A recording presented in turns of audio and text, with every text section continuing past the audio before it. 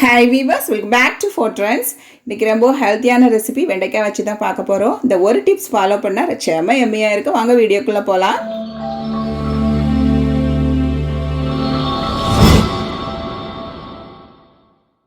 ஒரு 15 பீஸ் வெண்டைக்காய் பண்ணுறதுக்காக ஒரு பெரிய வெங்காயம் இது மாதிரி கட் பண்ணி எடுத்துக்கிட்டேன். சின்ன சின்ன பீசஸ் ஆட்டு கட் பண்ணி எடுத்துக்கலாம். நான்ஸ்டிக் கடாயில் வந்து ஒரு டேபிள் ஸ்பூன் கோகனட் ஆயில் சேர்த்து சூடு வந்ததும் கொஞ்சம் கடுகு தாளிச்சிக்கலாம். கடுகு பொட்டியதும் ஒரு வத்தல் மிளகாய் இது மாதிரி கிள்ளி சேர்த்துக்கிட்டேன். கொஞ்சமாட்டு கருவேப்பிலை இலைகளும் சேர்த்தாச்சு.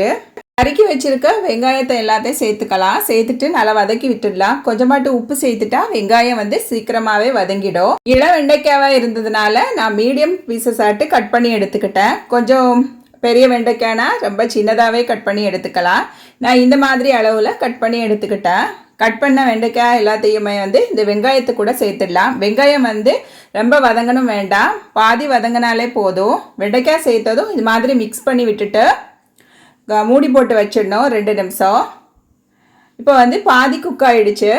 இது கூட 1/2 டீஸ்பூன் தனியா பவுடர், மல்லித்தூள், 1 teaspoon pepper powder, 1 teaspoon Kashmiri மிளகாய் தூள், காரத்துக்கு தகுந்தவாறு சேர்த்துக்கலாம். பெப்பர் பவுடர் வேணால் குறைச்சிக்கலாம். கொஞ்சமாட்டு ஜீரகம் சேர்த்துக்கிட்டேன் 1/2 டீஸ்பூன். மஞ்சள் வந்து ஒரு 3 சிட்டிகை அளவு சேர்த்துட்டு நல்லா மிக்ஸ் பண்ணி விட்டுக்கலாம்.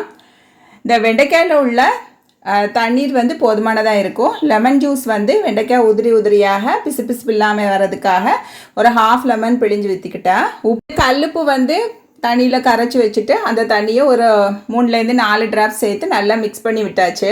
இப்போ ஒரு 2 நிமிஷம் மூடி போட்டு வச்சிடலாம். இதுக்கு வந்து முக்கியமான டிப்ஸ் என்னென்னா, ஒரு 2 டேபிள் ஸ்பூன் அளவுக்கு பொரிக்கடலை எடுத்து மிக்சியில் நல்லா திரித்து சேர்த்துக்கலாம். மாவு மாதிரி கிரைண்ட் பண்ணணும்னு வேண்டாம், 1-2 கூட திரித்து இந்த மாதிரி சேர்த்துட்டு நல்லா மிக்ஸ் பண்ணி விட்டுட்டு 1 நிமிஷம் மீடியம் ஃப்ளேமில் வச்சு மூடி போட்டு வச்சுட்டு இப்போ ஸ்டவ் ஆஃப் பண்ணிடலாம். நல்லா மிக்ஸ் பண்ணிவிட்டு சூடாக சர்வ் பண்ணால் செம எம்மையாக இருக்கும். கண்டிப்பாக ட்ரை பண்ணி பாருங்கள்.